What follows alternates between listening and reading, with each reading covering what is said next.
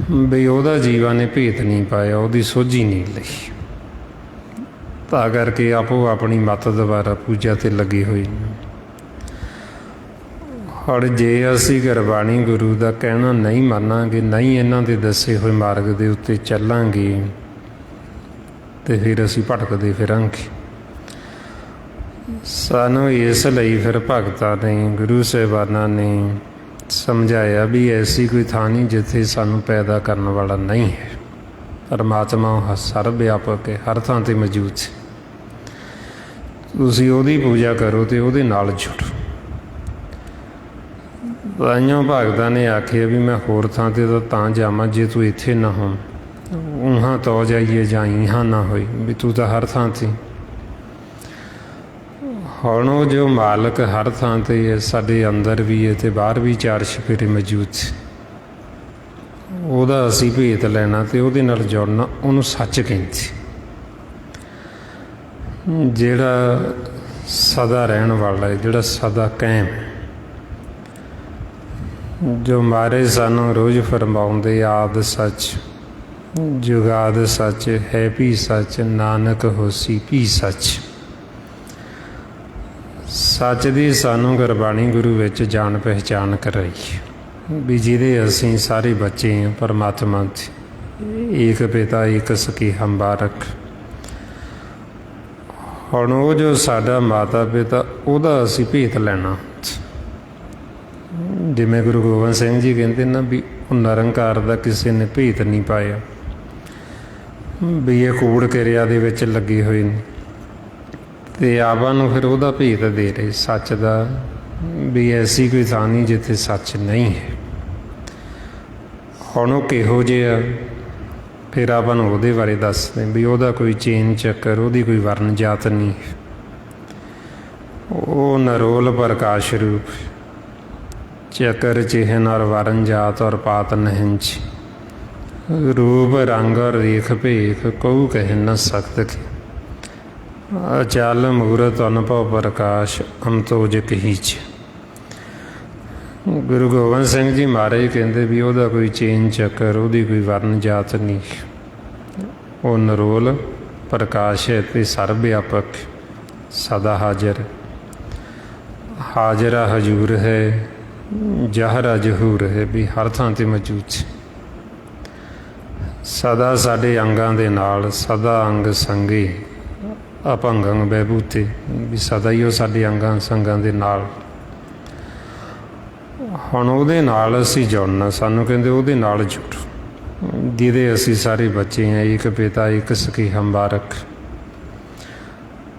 ਹੁਣ ਉਹ ਪਰਮਾਤਮਾ ਜੋ ਨਿਰੰਕਾਰ ਹੈ, ਉਹਦੇ ਬਾਰੇ ਫਿਰ ਆਪਾਂ ਨੂੰ ਦੱਸਦੇ ਵੀ ਉਹ ਨਰੋਲ ਪ੍ਰਕਾਸ਼ ਹੈ ਅਤੇ ਦਰਪਣ ਵਾਂਗੂ, ਸ਼ੀਸ਼ੇ ਵਾਂਗੂ ਸ਼ੁੱਧ ਹੈ। ਸਦਾ ਹੀ ਅਸੀਂ ਉਹਦੇ ਵਿੱਚ ਵੱਸਦੇ ਹਾਂ ਅਤੇ ਉਹ ਸਾਡੇ ਵਿੱਚ ਵੱਸ। ਮਹਾਰਾਜ ਕਹਿੰਦੇ ਸੋ ਤੁਮ ਹੀ ਮੈਂ ਬਸੇ ਨਿਰੰਤਰ, ਨਾਨਕ ਦਰਪਣ ਨੇ ਆਈ, ਵੀ ਉਹ ਦਰਪਣ ਵਰਗਾ, ਸ਼ੀਸ਼ੇ ਵਰਗਾ ਸ਼ੁੱਧ ਹੈ ਅਤੇ ਸਾਡੇ ਵਿੱਚ ਹੀ ਵੱਸਦਾ, ਨਿਰੰਤਰ ਵੱਸ, ਹਰ ਥਾਂ 'ਤੇ ਮੌਜੂਦ। ਸਾਡੇ ਹੱਥ ਵੀ ਦੂਰ ਨੇ, ਉਹ ਹੱਥਾਂ ਤੋਂ ਵੀ ਨੇੜੇ ਵੱਸਦਾ। ਕਹੇ ਰਵਿਦਾਸ ਹੱਥ ਪੈ ਨੇੜੇ, ਸਹਿਜੇ ਹੋਏ ਸੋਇਰੇ। ਹੁਣ ਜਿਹੜਾ ਮਾਲਕ ਸਾਡੇ ਇੰਨਾ ਨੇੜੇ ਅਤੇ ਜੀਵ ਨੂੰ ਨਾ ਭੇਤ ਹੋਣ ਕਰਕੇ ਉਹ ਬਾਹਰ ਲੱਭਦਾ ਫਿਰਦਾ, ਉਹ ਦੂਰ ਜਾਂਦਾ ਜੰਗਲਾਂ ਦੇ ਵਿੱਚ, ਵੀ ਸ਼ਾਇਦ ਮੈਨੂੰ ਉੱਥੇ ਜਾ ਕੇ ਰੱਬ ਮਿਲ ਜੂ। ਮਹਾਰਾਜ ਕਹਿੰਦੇ ਵੀ ਉਹ ਸਾਡੇ ਅੰਦਰ ਵਸਤ ਅਤੇ ਸਾਡੇ ਨੇੜੇ ਵਸਤ, ਨੈਗੇਟਿਵ ਵਸੇ ਨਾ ਹੀ ਹਰ ਦੂਰੇ, ਵੀ ਉਹ ਤਾਂ ਨੇੜੇ ਵਸਦਾ, ਉਹ ਤਾਂ ਦੂਰ ਹੈ ਹੀ ਨਹੀਂ ਸੱਚ। ਉਹ ਸਾਡੇ ਅੰਦਰ ਬੋਲੀ ਜਾ ਰਿਹਾ ਮਾਲਕ, ਅਤੇ ਜਿਹਨੂੰ ਨਹੀਂ ਸੋਝੀ ਉਹ ਬਾਹਰ ਲੱਭਦਾ ਫਿਰਦਾ। ਮਹਾਰਾਜ ਇਸ ਲਈ ਸਮਝਾਉਂਦੇ ਬਈ ਉਹ ਸਾਡੇ ਅੰਦਰ ਹੀ ਮੌਜੂਦ ਹੈ, ਇਸ ਕਾਇਆ ਅੰਦਰ ਆਪ ਵਸੇ, ਲੱਖ ਨਾ ਲਖੇ ਅਜਾਈ, ਮਨਮੁਖ ਮੁਗਧ ਬੂਝੇ ਨਾਹੀਂ, ਬਾਹਰ ਭਾਲਣ ਜਾਈ। ਬਈ ਮਨਮੁਖ ਹੈ ਜਿਹੜਾ ਉਹ ਬਾਹਰ ਭਾਲਦਾ ਹੈ ਅਤੇ ਉਹ ਸਾਡੇ ਅੰਦਰ ਵਸ। ਔਰ ਤਾਂ ਸਾਨੂੰ ਕਹਿੰਦੇ ਵੀ ਤੁਸੀਂ ਆਪਣੇ ਅੰਦਰ ਇਹ ਘਟ ਨੂੰ ਹੀ ਖੋਜੋ। सो इस वास्ते हुण अंदर की खोज करन वास्ते पहले आप सिमरन करते हैं तो गुरु की मत लेंदी। सारी गुरबाणी गुरु साडी इस काया की खोज करके सानू गुरु साहिबाना ने भगतां ने अंदर का भेद दिता हुए। जेड़े फिर गुरमुख ने वो इस काया की अंदर की खोज करती। गुरमुख होवे सो काया खोजी होर सा भरम भुलाई। भी जेड़े गुरमुख हो इस काया की खोज करते बारी भरम च नहीं पैंदी। तो हुण खोज करने वास्ते सानू सिमरन करना पैंदा। महाराज कहंदे फिर वो बड़भागी ने जेड़े गुरमुख फिर ये खोज दे उत्ते लग गए। राम राम बोल बोल खोज ते बड़भागी। भी वो बड़भागी जेड़े फिर ये सिमरन कर करके अंदर की खोज करते अंदरों लभदे। जिन्हां ने अंदरों लभ लिया फिर उन्होंने आपां नूं दस्से भी वो साडे अंदर ही वसदा ते हर एक दे अंदर मौजूद है ते सब दे अंदर बोल रही है। सबे घट राम बोले रामा बोले राम बिना को बोले रे। भी जिन्ने भी घट शरीर ने सबना दे अंदर राम बोलदा। हड़ो किवें बोलदा वो बोलदा उन्हां दी जिहड़ी भाशा वो है अनहद शब्द। अनहद शब्द द्वारा नाद द्वारा साडे सबना दे अंदर बोल रही। हुण मालक दा बोल रहा पर जदों साडा मन सुता होया ये सुणदा नहीं। बेशक असी तन करके जागदे पर असी जागदे भी सुते होए क्योंकि साडा जिहड़ा मन सुता होए सुता विचारां दे विच भरम दे विच। जो महाराज आवन रोज़ फरमाउंदे तिही गुणी संसार भरम सुता सुतियां रहण विहण। भी इन्हां तिन्नां गुणां दे विच विचारां दे विच भरम दे विच असीं जागदे होए भी सुते पए। भी बेशक असीं शरीर करके तो जागदे पर साडा जिहड़ा मन है वो मन सुता होए। हुण जदों साडा मन सौ जांदा फिर इनू सुते नू मालक की आवाज़ सुनदी। परमात्मा बोल रहा पर इनू सुनता नहीं क्योंकि सुता पे। हुण मालक दा साडे अंदर बाहर मौजूद है पर सुते नू दिसदा नहीं क्योंकि इन्हें अखां बंद कीतियां होईयां गूढ़ी नींदे सुता पे। और इस वास्ते फिर मन नू कहंदे भी तू भरम च ना रहे तू सुता ना रहे तू जाग। फरमाउंदे जाग सलोनड़िए बोले गुरबाणी राम। भी मालक बोल रहा तू जाग ते जाग के सुन मालक की आवाज़। हुण जदों असी जागांगे उदों साडा अमृत वेला। जिमें आवा तन करके जागदे हैं सवेर नूं जाग पैंदे आ कहने अमृत वेला जी। हुण साडे मन दा अमृत वेला कदों हुंदा कदों साडी सवेर हुंदी जदों साडा मन जागदा। जदों साडा मन जागेगा फिर इहदा सवेरा होना तो फिर ही इहने अमृत वेले नूं सांभना। जिमें हुण तन करके आपां कहने भी अमृत वेला सांभ लीए। हुण जे तां जागांगे तो सांभ लांगे जिहड़े सुते वो सुत्तियां दे लंघ जांदा समा। हुण इसे तरह ही साडा मन है। जे साडा मन ना जागिया असीं सुते रहे तो साडी सुत्तियां दी रात बीत जाएगी सारी समा लंघ जाएगा साडी आरजू खत्म हो जाएगी। महाराज ताइयों फिर साडे मन नूं समझाउंदे भी प्राणी तू लाहा खट्टण वास्ते आया और तू सुता ना रहे तू जाग। तेरी जिहड़ी रैन तेरी जिहड़ी आरजू है बीतदी जा रही समा तेरा लंघदा जा रही। महाराज फरमाउंदे प्राणी तू आया लाहा लैन लगा कित को फकड़ी सब मुकदी चली रैन। बई तेरे जीवन की रैन जिहड़ी मुकदी जा रही समा साडा लंघदा जा रहा अपने सामने संसार च जीव जा रहे हैं। और एक दिन समा सब दा खत्म होना सब ने जाना। जो आया सो चल सी सब कोई आई वारी।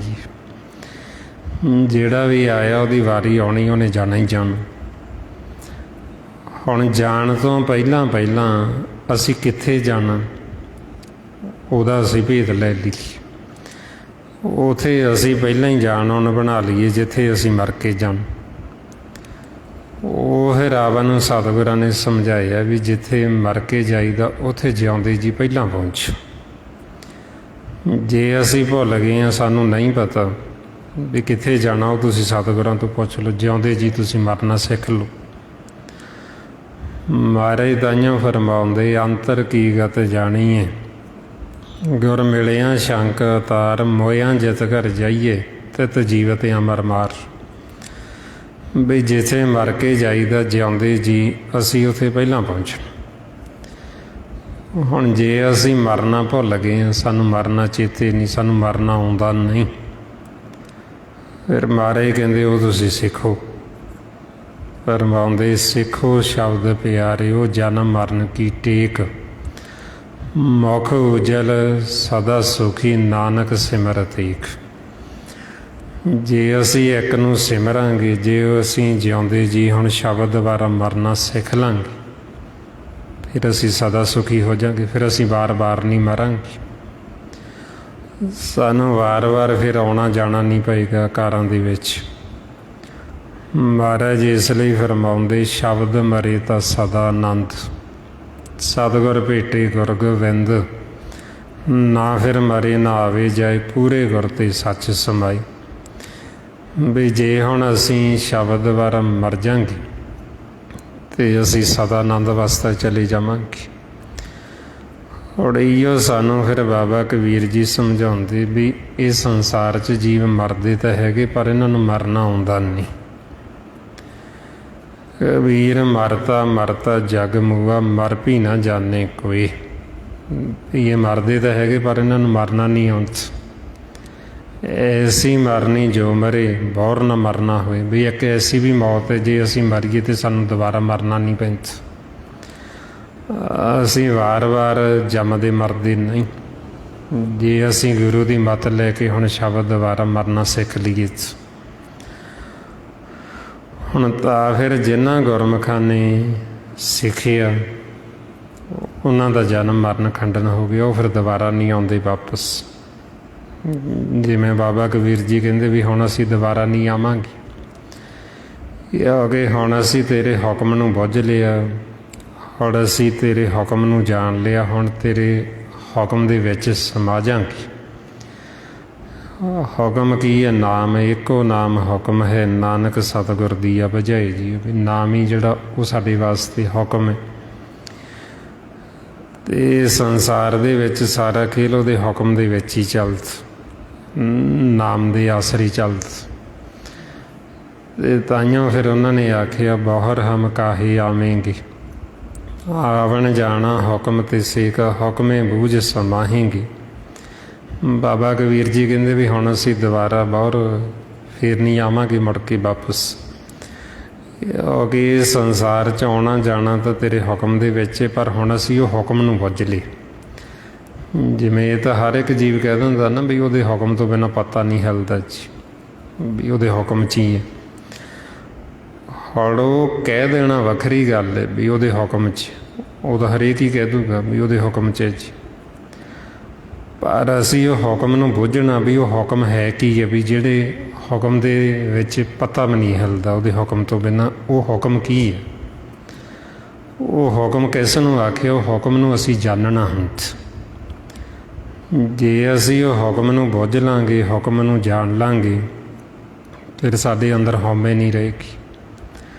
ਮਹਾਰਾਜ ਤਾਈਓ ਸਾਨੂੰ ਰੋਜ਼ ਫਰਮਾਉਂਦੇ ਗੁਰੂ ਨਾਨਕ ਦੇਵ ਜੀ, ਨਾਨਕ ਹੁਕਮੇ ਜੀ ਬੂਝੇ ਤਾਂ ਹਉਮੈ ਕਹੇ ਨਾ ਕੋਈ। ਵੀ ਜਿਨ੍ਹਾਂ ਨੇ ਉਹ ਹੁਕਮ ਨੂੰ ਬੁੱਝ ਲਿਆ ਉਹਨਾਂ ਦੇ ਅੰਦਰੋਂ ਹਉਮੈ ਖਤਮ ਹੋ ਗਈ, ਉਹਨਾਂ ਦਾ ਆਪਣਾ ਆਪਾ ਖਤਮ ਹੋ ਗਈ। ਹੁਣ ਅਸੀਂ ਉਹ ਹੁਕਮ ਨੂੰ ਬੁੱਝਣਾ, ਅਸੀਂ ਉਹ ਹੁਕਮ ਨੂੰ ਜਾਣਨਾ ਤੇ ਉਹ ਹੁਕਮ ਦੇ ਵਿੱਚ ਆਉਣਾ। ਉਹ ਹੁਕਮ ਹੈ ਫਿਰ ਨਾਮ, ਉਹ ਹੁਕਮ ਦਾ ਭੇਤ ਸਾਨੂੰ ਗੁਰਬਾਣੀ ਗੁਰੂ ਦੇ ਰਹੀ। ਵੀ ਹੁਕਮ ਦੁਆਰਾ ਹੀ ਇਹ ਸਾਰਾ ਵਸਾਰਾ ਜਿਹੜਾ ਉਹ ਨਾਮ ਤੋਂ ਹੋਇਆ। ਕੀਤਾ ਪਸਾਓ ਇੱਕੋ ਕਵਾਓ, ਤਿਸ ਤੇ ਹੋਏ ਲੱਖ ਦਰਿਆ। ਬਈ ਜਿੰਨੇ ਵੀ ਇਹ ਅਖੰਡ ਬ੍ਰਹਿਮੰਡ ਨੇ ਸਾਰੇ ਉਹਦੇ ਹੁਕਮ ਦੁਆਰਾ ਹੀ, ਉਹਦੇ ਹੁਕਮ ਦੇ ਵਿੱਚ ਹੀ ਖੜ੍ਹੇ ਨੇ। ਉਹ ਹੁਕਮ ਦੇ ਆਸਰੇ ਖੜ੍ਹੇ ਨੇ, ਉਹ ਹੁਕਮ ਦਾ ਇਹਨਾਂ ਨੂੰ ਥੰਮ ਲਾਇਆ ਹੋਇਆ ਤਾਂ ਖੜ੍ਹੇ ਨੇ। ਮਹਾਰਾਜ ਤਾਈਓ ਫਰਮਾਉਂਦੇ ਨਾਮ ਕੇ ਧਾਰੇ ਖੰਡ ਬ੍ਰਹਿਮੰਡ, ਨਾਮ ਕੇ ਧਾਰੇ ਸਗਲੇ ਜੰਤ। ਬਈ ਜਿੰਨੇ ਵੀ ਇਹ ਖੰਡ ਬ੍ਰਹਿਮੰਡ, ਜਿੰਨੇ ਵੀ ਆਪਾਂ ਦੇਖਦੇ ਵੱਡੇ ਵੱਡੇ ਪਰਬਤ ਪਹਾੜ ਖੜ੍ਹੇ ਨੇ, ਉਹ ਹੁਕਮ ਦੇ ਵਿੱਚ ਹੀ ਖੜ੍ਹੇ ਨੇ, ਕਿਉਂਕਿ ਉਹਨਾਂ ਦੇ ਅੰਦਰ ਨਾਮ ਹੈ। ਜੇ ਨਾਮ ਜਿਹੜਾ ਉਹਦੇ ਅੰਦਰੋਂ ਕੱਢ ਲਿਆ ਜਾਵੇ ਫਿਰ ਉਹ ਸਾਰਾ ਕੁਛ ਹੀ ਖਿੰਡ ਜਾਂਦਾ, ਸਾਰਾ ਕੁਛ ਹੀ ਤਹਿਸ ਨਹਿਸ ਹੋ ਜਾਂਦਾ। ਜਿਵੇਂ ਹੁਣ ਆਪਣਾ ਸਰੀਰ ਹੈ, ਇਹਨੂੰ ਵੀ ਖੰਡ ਆਖੀਏ, ਇਹਨੂੰ ਵੀ ਬ੍ਰਹਿਮੰਡ ਆਖੀਏ। ਹੌੜੇ ਬ੍ਰਹਿਮੰਡ ਕਾਹਦੇ ਆਸਰੇ ਖੜਾ? ਨਾਮ ਦੇ ਆਸਰੇ। ਜਦੋਂ ਇਹ ਨਾਮ ਵਿੱਚੋਂ ਮਾਲਕ ਖਿੱਚ ਲੈਂਦਾ, ਨਾਮ ਇਹਦੇ ਵਿੱਚੋਂ ਨਿਕਲ ਜਾਂਦਾ, ਤੱਤ ਖਿੰਡ ਜਾਂਦੇ, ਸਰੀਰ ਢਹਿ ਢੇਰੀ ਹੋ ਜਾਂਦਾ, ਮਿੱਟੀ ਦਾ ਮਿੱਟੀ ਹੋ ਜਾਂਦਾ, ਫਿਰ ਇਹ ਚੱਲਦਾ ਫਿਰਦਾ ਨਹੀਂ। ਕਿਉਂਕਿ ਇਹਨਾਂ ਪੰਜਾਂ ਤੱਤਾਂ ਦੇ ਵਿੱਚ ਜਿਹੜੀ ਵਡਿਆਈ ਉਹ ਸੱਚੇ ਨਾਮ ਦੀ ਹੈ, ਜਿਹਦੇ ਆਸਰੇ ਖੜ੍ਹੇ ਨੇ। ਮਹਾਰਾਜ ਇਸ ਲਈ ਫਰਮਾਉਂਦੇ ਇਸ ਪ੍ਰਪੰਚ ਮੇਂ ਸਾਚੇ ਨਾਮ ਕੀ ਵਡਿਆਈ, ਮਤ ਕੋ ਧਰੋ ਗਮਾਨਾ। ਬਈ ਇਹ ਸਰੀਰ ਦੇ ਉੱਤੇ ਤੁਸੀਂ ਕਿਸੇ ਕਿਸਮ ਦੀ ਕੋਈ ਹਉਮੈ ਹੰਕਾਰ ਨਾ ਕਰੋ। ਇਹਦੇ ਵਿੱਚ ਜਿਹੜੀ ਵਡਿਆਈ ਜੋ ਨਾਮ ਦੀ ਹੈ, ਵੀ ਜਿਹਦੇ ਆਸਰੇ ਖੜ੍ਹਾ ਹੈ, ਜਿਹਦੇ ਆਸਰੇ ਚੱਲਦਾ ਫਿਰਦਾ ਨਾਮ ਦੀ। ਅਤੇ ਜਦੋਂ ਨਾਮ ਨਿਕਲ ਜਾਂਦਾ ਹੈ, ਇਹ ਸਰੀਰ ਖਿੰਡ ਜਾਂਦਾ, ਤੱਤ ਖਿੰਡ ਜਾਂਦੀ। ਔਰ ਇਸੇ ਤਰ੍ਹਾਂ ਹੀ ਫਿਰ ਆਪਾਂ ਨੂੰ ਸਮਝਾਉਂਦੇ ਜਿੰਨੇ ਅਖੰਡ ਬ੍ਰਹਿਮੰਡ ਇਹ ਸਾਰੇ ਨਾਮ ਦੇ ਆਸਰੇ ਖੜ੍ਹੇ।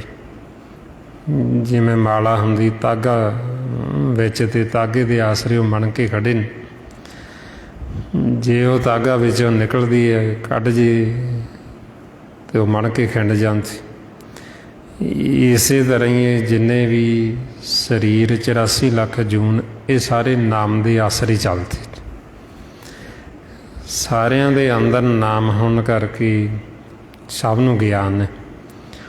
ਇਹ ਨਾਮ ਨੂੰ ਬੀਜ ਮੰਤਰ ਕਹਿੰਦੇ। ਬੀਜ ਮੰਤਰ ਸਰਬ ਕੋ ਗਿਆਨ, ਇਹ ਸਾਰੇ ਜੀਵਾਂ ਨੂੰ ਗਿਆਨ ਹੈ, ਕਿਉਂਕਿ ਸਭ ਦੇ ਅੰਦਰ ਬੀਜ ਮੰਤਰ ਨਾਮ ਹੈ। ਇਸ ਲਈ ਕਿਸੇ ਨੂੰ ਥੋੜ੍ਹਾ ਗਿਆਨ ਹੈ, ਕਿਸੇ ਨੂੰ ਵੱਧ ਗਿਆਨ। ਅਤੇ ਮਾਨਸ ਜਾਮੇ ਵਿੱਚ ਆਪਾਂ ਨੂੰ ਸਭ ਤੋਂ ਵੱਧ ਗਿਆਨ। ਜਿੰਨੀ 84 ਲੱਖ ਜੂਨ ਸਭ ਤੋਂ ਸ੍ਰੇਸ਼ਟ ਹੈ ਮਾਨਸ ਜਾਮਾ, ਅਤੇ ਇਹਦੇ 'ਚ ਸਭ ਤੋਂ ਵੱਧ ਗਿਆਨ ਦੇ ਦਿੱਤਾ ਆਪਾਂ ਨੂੰ। ਹੌਲੇ ਗਿਆਨ ਸਾਨੂੰ ਤਾਂ ਹੈ ਕਿਉਂਕਿ ਸਾਡੇ ਅੰਦਰ ਨਾਮ ਹੈ। ਹੁਣ ਇਸ ਗਿਆਨ ਦੁਆਰਾ ਅਸੀਂ ਉਹ ਨਾਮ ਦੀ ਖੋਜ ਕਰ, ਗੁਰੂ ਦੀ ਮੱਤ ਲੈ ਕੇ ਉਹ ਨਾਮ ਨੂੰ ਬੁੱਝਣਾ, ਉਹ ਨਾਮ ਨੂੰ ਜਾਣਨਾ। ਬਈ ਉਹ ਨਾਮ ਕੀ ਹੈ ਜਿਹਦੇ ਆਸਰੇ ਅਸੀਂ ਚੱਲਦੇ ਹਾਂ, ਉਹ ਹੁਕਮ ਕੀ ਹੈ ਜਿਹੜੇ ਹੁਕਮ ਦੇ ਵਿੱਚ ਅਸੀਂ ਆਉਣਾ ਅਤੇ ਸਦਾ ਸੁਖੀ ਹੋਣਾ। ਉਹ ਭਾਣਾ ਕੀ ਹੈ ਜਿਹੜੇ ਭਾਣੇ ਨੂੰ ਗੁਰਮੁਖ ਮੰਨਦੇ। ਇਹ ਹੁਕਮ ਨਹੀਂ ਭਾਣਾ ਆਖੀਏ, ਗੁਰਮੁਖ ਹੋਵੇ ਸੋ ਭਾਣਾ ਮੰਨੇ। ਵੀ ਜਿਹੜਾ ਗੁਰਮੁਖ ਹੈ ਉਹ ਭਾਣਾ ਮੰਨਦਾ। ਭਾਣਾ ਕੀ ਹੈ? ਪਰਮਾਤਮਾ ਦਾ ਹੁਕਮ, ਅਤੇ ਉਹ ਹੁਕਮ ਨੂੰ ਮੰਨਦਾ, ਉਹ ਹੁਕਮ ਦੇ ਵਿੱਚ। ਔਰ ਇਸ ਵਾਸਤੇ ਆਪਾਂ ਨੂੰ ਕਹਿੰਦੇ ਵੀ ਭਾਣੇ ਵਿੱਚ ਕੋਈ ਵਿਰਲਾ ਹੁੰਦਾ। ਵਿਰਲਾ ਕਿਵੇਂ? ਬਈ ਹੁਕਮ ਦੇ ਵਿੱਚ ਕੋਈ ਵਿਰਲਾ ਹੁੰਦਾ, ਕਿਉਂਕਿ ਉਹ ਹੁਕਮ ਨੂੰ ਕੋਈ ਵਿਰਲਾ ਹੀ ਬੁੱਝਦਾ। ਔਰ ਆਪਾਂ ਨੂੰ ਫਿਰ ਗੁਰੂ ਸਾਹਿਬਾਨ ਭਗਤ ਜਨ ਉਹ ਹੁਕਮ ਦਾ ਭੇਦ ਦਿੰਦੇ ਅਤੇ ਉਹ ਹੁਕਮ ਨੂੰ ਜਣਾਉਂਦੇ ਨੇ। ਮਹਾਰਾਜ ਤਾਈਓ ਫਰਮਾਉਂਦੇ ਗੁਰ ਕੀ ਬਾਣੀ ਸ਼ਬਦ ਪਛਾਤੀ, ਵੀ ਗੁਰੂਆਂ ਦੀ ਬਾਣੀ ਉਹ ਸ਼ਬਦ ਗੁਰੂ ਦੀ ਪਹਿਚਾਣ ਕਰਾਉਣ 'ਚ। ਬਈ ਉਹ ਸ਼ਬਦ ਗੁਰੂ ਕਿਹੜਾ ਜਿਹਦੇ ਨਾਲ ਅਸੀਂ ਜੁੜਨਾ। ਜਿਵੇਂ ਹੁਣ ਅਸੀਂ ਕਹਿੰਦੇ ਸਾਡਾ ਸ਼ਬਦ ਗੁਰੂ ਵਿੱਚ, ਅਸੀਂ ਪੁਜਾਰੀ ਹਾਂ ਸ਼ਬਦ ਗੁਰੂ 'ਚ। ਉਹ ਸ਼ਬਦ ਗੁਰੂ ਕਿਹੜਾ ਹੈ ਜਿਹਦੇ ਅਸੀਂ ਪੁਜਾਰੀ ਬਣਨਾ, ਜਿਹਦੀ ਅਸੀਂ ਪੂਜਾ ਕਰਨੀ। ਉਹ ਸ਼ਬਦ ਗੁਰੂ ਕਿੱਥੇ ਹੈ? ਉਹ ਸ਼ਬਦ ਗੁਰੂ ਕਿਹਨੂੰ ਕਹਿੰਦੇ ਨੇ? ਗੁਰਬਾਣੀ ਗੁਰੂ। ਜਿਹਦਾ ਅਸੀਂ ਉਹ ਸ਼ਬਦ ਗੁਰੂ ਨੂੰ ਬੁੱਝ ਲਿਆ, ਜਿਹਦਾ ਅਸੀਂ ਜਾਣ ਲਿਆ, ਫਿਰ ਅਸੀਂ ਉਹ ਪੂਜਾ ਕਰ ਸਕਦੇ ਹਾਂ, ਨਹੀਂ ਤਾਂ ਅਸੀਂ ਪੂਜਾ ਕਰ ਹੀ ਨਹੀਂ ਸਕਦੇ। ਮਹਾਰਾਜ ਤਾਈਓ ਫਰਮਾਉਂਦੇ ਬਿਨ ਨਾਮੇ ਪੂਜ ਨਾ ਹੋਏ, ਵੀ ਨਾਮ ਤੋਂ ਬਿਨਾਂ ਤਾਂ ਪੂਜਾ ਹੁੰਦੀ ਨਹੀਂ। ਤੁਸੀਂ ਪੂਜਾ ਕਰਦੀ ਕਿਹਦੀ ਹੋ ਫਿਰ? ਹੁਣ ਉਹ ਪੂਜਾ ਦਾ ਸਥਾਨ ਜਿੱਥੇ ਬੈਠ ਕੇ ਸਾਡੇ ਮਨ ਨੇ ਪੂਜਾ ਕਰਨੀ, ਉਹ ਕਿਤੇ ਬਾਹਰ ਨਹੀਂ ਹੈ, ਉਹ ਸਾਡੇ ਅੰਦਰ ਹੀ। ਮਾਰੇ ਫਰਮਾਉਂਦੇ ਅੰਤਰ ਪੂਜਾ ਥਾਨ ਮਰਾਰਾ ਜੋਤੀ ਜੋਤ ਮਿਲਾਵਣ ਹਾਰਾ। ਵੀ ਉਹ ਸਾਡੇ ਅੰਦਰ ਹੀ ਸਥਾਨ ਬਣਾਇਆ ਨਿਜ ਮਹਿਲ ਦੇ ਵਿੱਚ, ਜਿੱਥੇ ਬੈਠ ਕੇ ਸਾਡੇ ਮਨ ਨੇ ਪੂਜਾ ਕਰਨੀ, ਜਿੱਥੇ ਬੈਠ ਕੇ ਸਾਡੇ ਮਨ ਨੇ ਭਗਤੀ ਕਰਨੀ। ਹੁਣ ਜੇ ਤਾਂ ਅਸੀਂ ਘਰ ਜਾਵਾਂਗੇ ਤੇ ਅਸੀਂ ਪੂਜਾ ਕਰ ਲਾਂਗੇ, ਜੇ ਅਸੀਂ ਘਰ ਹੀ ਨਹੀਂ ਜਾਵਾਂਗੇ ਤੇ ਅਸੀਂ ਪੂਜਾ ਕਰ ਨਹੀਂ ਸਕਦੇ, ਕਿਉਂਕਿ ਨਾਮ ਤੋਂ ਬਿਨਾਂ ਮਹਾਰਾਜ ਕਹਿੰਦੇ ਪੂਜਾ ਨਹੀਂ ਹੁੰਦੀ। ਹੁਣ ਤਾਂ ਫਿਰ ਆਪਾਂ ਨੂੰ ਸਮਝਾਉਂਦੇ ਵੀ ਤੁਸੀਂ ਘਰ ਆਵੋ ਤੇ ਘਰ ਆ ਕੇ ਤੁਸੀਂ ਪੂਜਾ ਕਰੋ, ਤੁਸੀਂ ਭਗਤੀ ਕਰੋ। ਘਰ ਜਾਣ ਵਾਸਤੇ ਸਾਨੂੰ ਸਿਮਰਨ ਕਰਨਾ ਪੈਣਾ, ਉੱਦਾਂ ਅਸੀਂ ਘਰ ਜਾ ਨਹੀਂ ਸਕਦੇ। ਸਾਡੇ ਘਰ ਜਾਣ ਦੇ ਵਿੱਚ ਜਿਹੜੀ ਵਿੱਚ ਰੁਕਾਵਟ ਖੜੀ ਹੈ, ਉਹਨੂੰ ਕੂੜ ਦੀ ਪਾਲ ਕਹਿੰਦੇ, ਦੀਵਾਰ। ਜਦ ਤੱਕ ਉਹ ਦੀਵਾਰ ਟੁੱਟਦੀ ਨਹੀਂ, ਉਹਨਾਂ ਸਮਾਂ ਅਸੀਂ ਸਚਿਆਰ ਨਹੀਂ ਹੋ ਸਕਦੇ, ਅਸੀਂ ਘਰ ਨਹੀਂ ਜਾ ਸਕਦੇ। ਮਹਾਰਾਜ ਫਰਮਾਉਂਦੇ ਕਿਵ ਸਚਿਆਰਾ ਹੋਈਏ ਕਿਵ ਕੂੜੇ ਟੁੱਟੇ ਪਾਲ। ਬਈ ਇਹ ਕੂੜ ਦੀ ਪਾਲ ਕਿਵੇਂ ਟੁੱਟੇ? ਹੁਣ ਕੂੜ ਦੀ ਪਾਲ ਕੀ ਹੈ? ਵਿਚਾਰ ਔਰ ਨੇ ਸਾਡੀ ਆਪਣੀ ਮੱਤ, ਸਾਡੀ ਆਪਣੀ ਸੋਚ, ਇਹ ਕੂੜ ਦੀ ਪਾਲ ਖੜੀ ਵਿੱਚ ਦੀਵਾਰ। ਜਦ ਤੱਕ ਅਸੀਂ ਇਹ ਦੀਵਾਰ ਨੂੰ ਤੋੜਾਂਗੇ ਨਹੀਂ, ਉਹਨਾਂ ਸਮਾਂ ਅਸੀਂ ਘਰ ਨਹੀਂ ਜਾ ਸਕਦੇ। ਹੌਲੇ ਦੀਵਾਰ ਨੂੰ ਤੋੜਨ ਵਾਸਤੇ ਫਿਰ ਗੁਰੂ ਦਾ ਜਿਹੜਾ ਸ਼ਬਦ ਹੈ, ਇਹ ਬਾਣ ਹੈ। ਜਦੋਂ ਅਸੀਂ ਇਹ ਬਾਣ ਮਾਰਾਂਗੇ ਫਿਰ ਇਹ ਦੀਵਾਰ ਟੁੱਟੇਗੀ, ਅਤੇ ਜਦੋਂ ਇਹ ਦੀਵਾਰ ਟੁੱਟ ਗਈ, ਸਾਡਾ ਜਿਹੜਾ ਨੇਚਲ ਵਾਸਾ ਉਹ ਸਾਡੇ ਘਰ ਵਿੱਚ ਹੋ ਜਾਏਗਾ, ਜਿਹਨੂੰ ਸ਼ਿਵਪੁਰੀ ਕਹਿੰਦੇ। ਸ਼ਿਵ ਕਹਿੰਦੇ ਮਾਲਕ ਨੂੰ, ਜਿੱਥੇ ਉਹ ਵੱਸਦਾ ਉਹਨੂੰ ਸ਼ਿਵਪੁਰੀ ਦਾ ਨਾਂ ਦਿੱਤਾ। ਨਿਜ ਮਹਿਲ 10ਵਾਂ ਦੀਵਾਰ, ਥਿਰ ਘਰ ਮੰਦਰ ਕੋਠੜੀ ਗੜ੍ਹ ਗੁਰਦੁਆਰਾ, ਇਹ ਸਾਰੇ ਸਾਡੇ ਘਰ ਦੇ ਨਾਂ ਨੇ, ਜਿੱਥੇ ਅਸੀਂ ਜਾਣਾ ਇਹ ਕੂੜ ਦੀ ਪਾਲ ਨੂੰ ਤੋੜ ਕੇ। ਮਹਾਰਾਜ ਇਸ ਲਈ ਫਰਮਾਉਂਦੇ ਗੁਰ ਕੇ ਬਾਣ ਵਜਰ ਕਲ ਛੇਦੀ, ਪ੍ਰਗਟਿਆ ਪਦ ਪ੍ਰਗਾਸਾ। ਸਗਤ ਅੰਧੇਰ ਜੀਵੜੀ ਭਰਮ ਚੂਕਾ, ਨੇਚਲ ਸ਼ਿਵ ਘਰ ਵਾਸਾ। ਸਾਡੇ ਮਨ ਦਾ ਨੇਚਲ ਵਾਸਾ ਸਾਡੇ ਘਰ ਹੋ ਜਾਣਾ ਸ਼ਿਵਪੁਰੀ ਵਿੱਚ, ਜੇ ਅਸੀਂ ਇਹ ਦੀਵਾਰ ਨੂੰ ਤੋੜ ਦਾਂਗੇ। ਹੌਲੇ ਦੀਵਾਰ ਨੂੰ ਤੋੜਨ ਵਾਸਤੇ ਫਿਰ ਕਹਿੰਦੇ ਬਾਣ ਮਾਰੋ। ਗੁਰੂ ਦਾ ਸ਼ਬਦ ਇਹ ਬਾਣ ਹੈ, ਅਤੇ ਇਹਦੇ ਨਾਲ ਇਹ ਦੀਵਾਰ ਨੂੰ ਤੋੜੋ। ਹੌੜਾਓ ਕਿਵੇਂ ਅਸੀਂ ਇਹ ਦੀਵਾਰ ਨੂੰ ਤੋੜਨਾ, ਉਹਦੇ ਵਾਸਤੇ ਸਤਿਗੁਰੂ ਆਪਾਂ ਨੂੰ ਇਹ ਸਾਸ ਗਿਰਾ ਸਿਮਰਨ ਅਭਿਆਸ ਦੱਸਦੇ। ਹੁਣ ਜਿਉਂ ਆਪਾਂ ਇਹ ਸਿਮਰਨ ਕਰਾਂਗੇ ਤਿਉਂ ਤਿਉਂ ਇਹ ਦੀਵਾਰ ਟੁੱਟੇਗੀ। ਜਦੋਂ ਦੀਵਾਰ ਟੁੱਟ ਗਈ, ਅਸੀਂ ਘਰ ਚਲੇ ਜਾਣਾ ਅਤੇ ਸਾਡਾ ਨੇਚਲ ਵਾਸਾ ਘਰ ਦੇ ਵਿੱਚ ਹੋ ਜਾਣਾ। ਹੁਣ ਜਦੋਂ ਅਸੀਂ ਘਰ ਚਲੇ ਗਏ, ਉੱਥੇ ਕੋਈ ਵਿਚਾਰ ਨਹੀਂ, ਉੱਥੇ ਕੋਈ ਫੁਰਨਾ ਨਹੀਂ, ਫਿਰ ਇਹ ਸਭ ਵਿਚਾਰ ਫੁਰਨੇ ਥੱਲੇ ਰਹਿ ਜਾਂਦੇ। ਅਸੀਂ ਆਪਦੇ ਘਰ ਚਲੇ ਗਏ, ਅਸੀਂ ਉੱਪਰ ਚਲੇ ਗਏ, ਵਿਚਾਰ ਥੱਲੇ ਰਹਿ ਗਏ, ਆਪਾਂ ਵਿਚਾਰਾਂ ਤੋਂ ਉੱਪਰ ਉੱਠ ਗਏ। ਜਦ ਤੱਕ ਹੁਣ ਅਸੀਂ ਇਹ ਵਿਚਾਰਾਂ 'ਚ, ਉਹਨਾਂ ਸਮਾਂ ਅਸੀਂ ਥੱਲੇ ਹਾਂ ਇਹ ਬੇਗਾਨੇ ਘਰ ਦੇ ਵਿੱਚ। ਇਹ ਸਿੱਧਾ ਹੀ ਬੜਾ ਸੌਖਾ ਆਪਾਂ ਨੂੰ ਗੁਰੂ ਸਾਹਿਬ ਨੇ ਦੱਸਿਆ ਵੀ ਜਿੱਥੇ ਕੋਈ ਵਿਚਾਰ ਨਹੀਂ ਉਹ ਤੁਹਾਡਾ ਘਰ। ਜਿੱਥੇ ਵਿਚਾਰ ਚੱਲਦੇ, ਫੁਰਨੇ ਚੱਲਦੇ, ਉਹ ਬੇਗਾਨਾ ਘਰ, ਮਾਇਆ ਦਾ ਘਰ, ਕਾਲ ਦਾ ਦੇਸ਼, ਉਹਨੂੰ ਪਰਦੇਸ ਕਹਿੰਦੇ। ਅਸੀਂ ਬੇਗਾਨੇ ਘਰ ਆ ਗਏ। ਜਦੋਂ ਅਸੀਂ ਆਪਦੇ ਘਰ ਚਲੇ ਗਏ, ਉੱਥੇ ਸਾਨੂੰ ਕੋਈ ਫੁਰਨਾ, ਕੋਈ ਵਿਚਾਰ ਆਉਣਾ ਹੀ ਨਹੀਂ। ਹੁਣ ਤਾਂ ਫਿਰ ਆਪਾਂ ਨੂੰ ਕਹਿੰਦੇ ਵੀ ਇਹ ਵਿਚਾਰ ਹੀ ਸਾਨੂੰ ਘਰ ਨਹੀਂ ਜਾਣ ਦਿੰਦੇ, ਵਿਚਾਰ ਹੀ ਵਿੱਚ ਦੀਵਾਰ ਖੜੀ। ਹੁਣ ਇਹਨੂੰ ਤੋੜਨ ਵਾਸਤੇ ਕਹਿੰਦੇ ਫਿਰ ਸਿਮਰਨ ਕਰ। ਹੁਣ ਜੋ ਸਤਿਗੁਰੂ ਸਾਨੂੰ ਕਹਿ ਰਹੇ ਦੀਵਾਰ ਨੂੰ ਤੋੜਨ ਵਾਸਤੇ, ਇਹ ਆਪਾਂ ਸਾਰਿਆਂ ਨੇ ਮਿਲ ਕੇ ਸਿਮਰਨ ਕਰਨਾ ਹੈ। ਆਓ ਸਾਰੇ ਗੁਰਮੁਖ ਪਿਆਰੇ ਕਰੋ ਜੀ ਸ਼ੁਰੂ। ਆਏ ਗੁਰੂ, ਆਏ ਗੁਰੂ, ਆਏ ਗੁਰੂ, ਆਏ ਗੁਰੂ, ਆਏ ਗੁਰੂ, ਆਏ ਗੁਰੂ, ਆਏ ਗੁਰੂ, ਆਏ ਗੁਰੂ,